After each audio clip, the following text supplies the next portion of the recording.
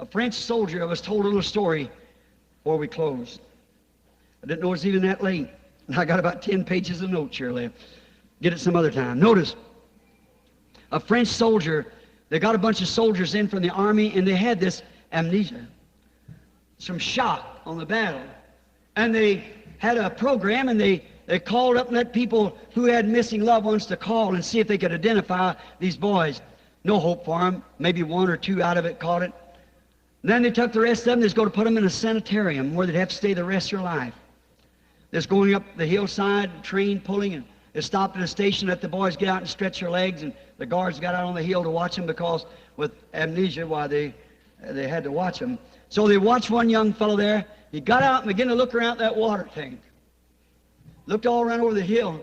He rubbed his face and he studied, and he looked again. He seen that water tank. He looked all around the station, and he started walking. Instead of the guard stopping him, he followed him. He went up over the hill, down a little path, turned to the right, went up over another little hill, and come to a little log cabin. He looked coming out on the porch, and an old man with a cane in his hand come out and threw his arms around him, said, "My son, I knowed you would return. They told me you were dead, but I knowed you would return." And the boy come to himself. His amnesia left him. He could identify who he was. He knew that was his father. Oh, soldier of the cross, has been shocked with so much training, so many shocks of denomination and creed and things of the world. Why don't you just step off for a few minutes and go looking around at the Bible? Might wander around, you might find yourself identified here in the Word as a believer. One of these days you might not know Him. You may come to yourself like the prodigal son did and find yourself.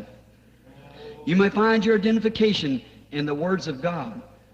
Someone said the other night long ago, said, "But Brother Branham, look at us Pentecostal people, what fine churches we got. Why, we got ministers that's been trained." Listen, when a man marries a wife, he doesn't trust in her beauty. No, he trusts in the loyalty of her vow, her word. He doesn't trust in her beauty. He trusts in her loyalty.